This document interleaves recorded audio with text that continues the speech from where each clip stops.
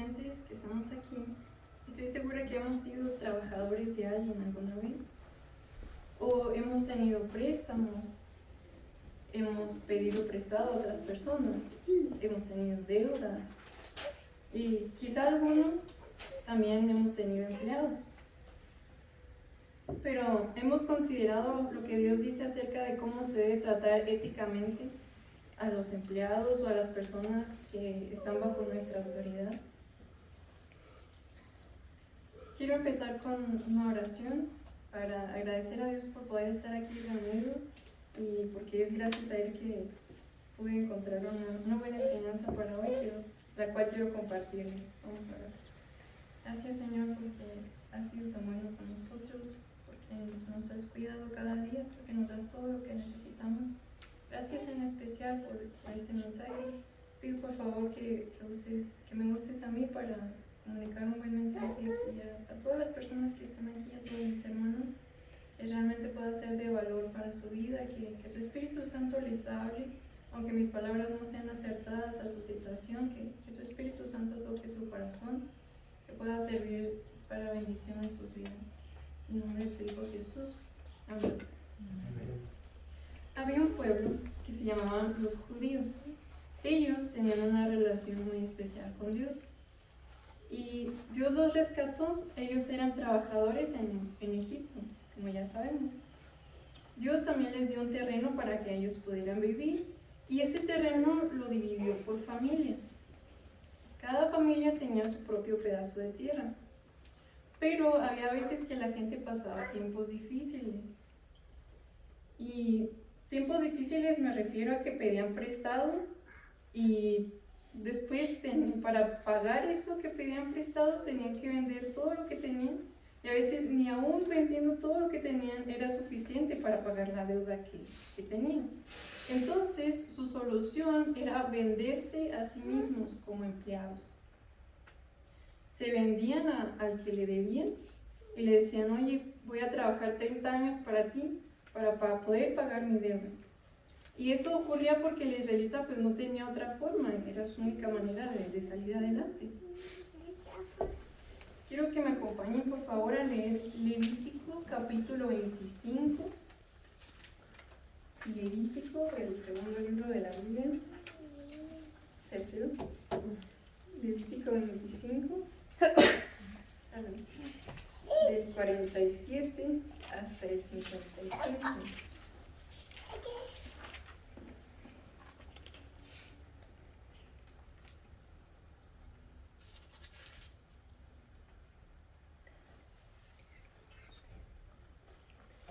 Si el forastero o el extranjero que está contigo se enriqueciere, y tu hermano que está junto a él empobreciere, y se vendiera al forastero o extranjero que está contigo, o alguno de la familia del extranjero, después que se hubiere vendido podrá ser rescatado. Uno de sus hermanos lo rescatará, o su tío o el hijo de su tío lo rescatará, o un pariente cercano de su familia lo rescatará, o si sus medios alcanzaren, él mismo se rescatará. Hará la cuenta con el que lo compró, desde el año que se vendió a él hasta el año del jubileo, y ha de apreciarse el precio de su venta conforme al número de los años, y se contará el tiempo que estuvo con él conforme al tiempo de un criado asalariado.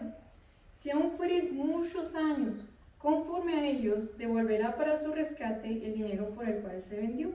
Y se quedare poco tiempo hasta el año del jubileo, entonces hará un cálculo con él y devolverá su rescate conforme a sus años. Como con el tomado a salario anualmente hará con él, no se enseñoreará en él con rigor delante de tus ojos. Y si no se rescatare en esos años, en el año del jubileo saldrán él y sus hijos con él, porque mis siervos son los hijos de Israel, son siervos míos, a los cuales saqué de la tierra de Egipto. Yo Jehová su Dios. En el primer punto vemos que el pobre se vendió. Versículo 1. Que vemos la situación de que el pobre se tuvo que vender a una persona que era extranjera en ese lugar. Pero ¿qué futuro le iba a esperar al que se había vendido? Lo que iba a hacer era prestar sus servicios temporalmente. Aquí cuando dice que se va a vender, no significa que la persona que lo compró lo iba a hostigar como un esclavo, no significa que lo iba a tratar mal, no significa que iba a hacer todo lo que quisiera con él, no. Significa que le iba a prestar sus servicios temporalmente. Iba a ser como un empleado forzado a estar ahí, como un empleado que había firmado un contrato y se había comprometido a estar con ese comprador. En este caso les puedo ilustrar esta situación de la vida cotidiana. Mi cuñada le pidió un préstamo a sus jefes y ella firmó un contrato que iba a trabajar para ellos hasta que lograra terminar la deuda. Y es así en esta situación también. El pobre se comprometía a trabajar para su comprador hasta que terminara de pagar la deuda. Pero, ¿qué más había? ¿Qué implica venderse? Vemos en el versículo 50. Y se contará el tiempo que estuvo con él conforme al tiempo de un criado asalariado. Se contará el tiempo que estuvo con él conforme al tiempo de un criado asalariado. ¿Qué significa asalariado? Significa que vas a tomar el tiempo que está contigo como si fuera un empleado más. Eso significa asalariado. Eso significa que va a recibir un salario. Asalariado, va a recibir un salario. Y se le va a tratar con justicia y con dignidad.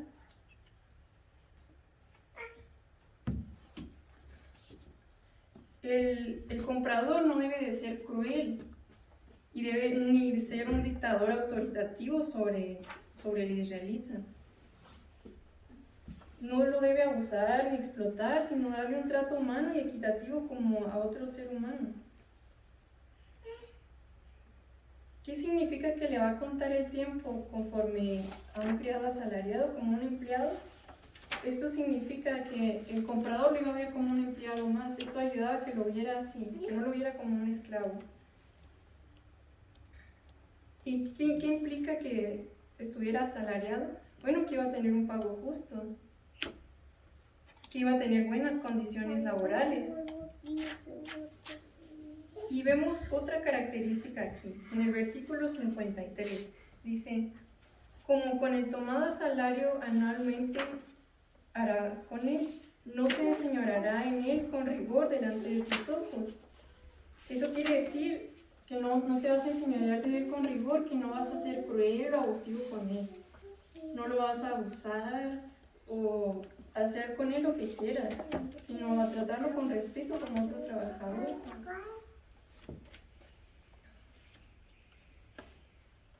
Pero ¿por qué no se iba a enseñorear sobre él? ¿Qué razón hay? ¿Por qué no lo iba a tratar mal? Eso lo vemos ya en el último versículo, el que más me llamó la atención.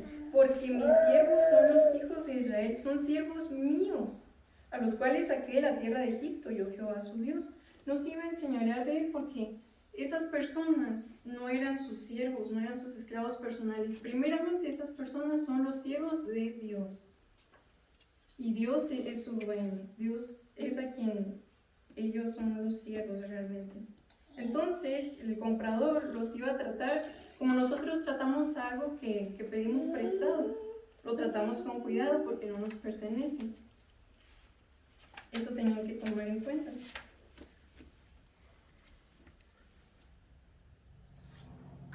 También vemos que a Dios no le gustaba que oprimieran a los trabajadores. Leemos en Isaías 58. Con todo me buscan día tras día y se deleitan en conocer mis caminos. Aquí Dios está diciendo que aparentemente lo están buscando, pero en realidad vamos a ver qué hacen. Como nación que hubiera hecho justicia y no hubiera abandonado la ley de su Dios, me piden justos juicios y se deleitan en la cercanía de Dios. He aquí, en el día de su ayuno, buscan su conveniencia y oprimen a sus trabajadores. ¿Es ese el ayuno que yo escogí para que un día se humille?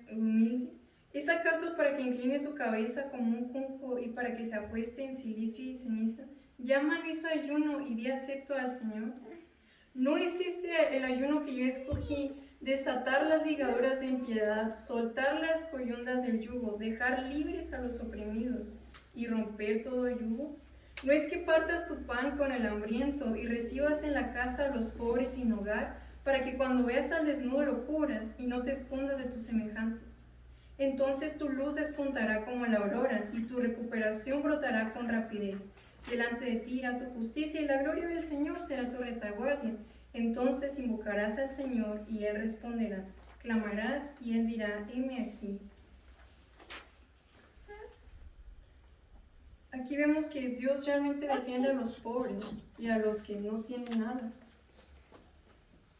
Vemos que Dios pide que les muestremos compasión. No importa si son pobres, no importa si son personas que te deben, debes de tratarlos con compasión, aunque no tengan recursos.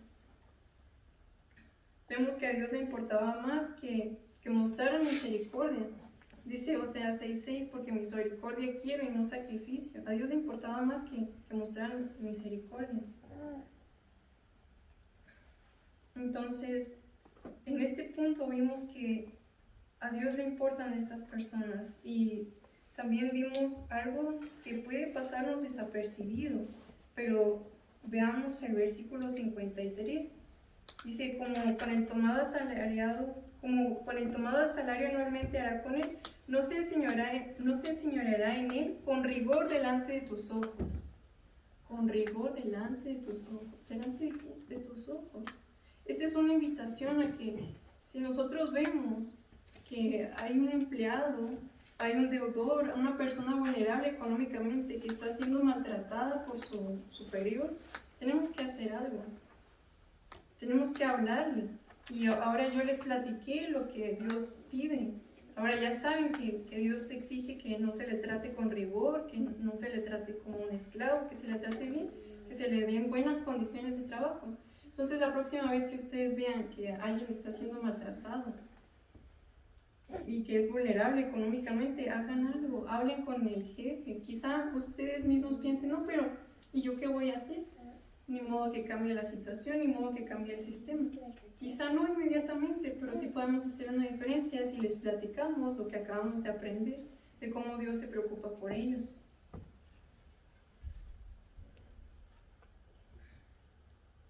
Hemos visto que la venta fue diseñada para ser un medio de que pudieran sobrevivir en tiempos de necesidad, pero esta venta no va a ser para siempre. Tiene la esperanza de que la persona que se vendió vaya a poder ser redimida. Este fue el primer punto de las implicaciones de la venta. Ahora vamos a ver el rescate o el jubileo del pobre.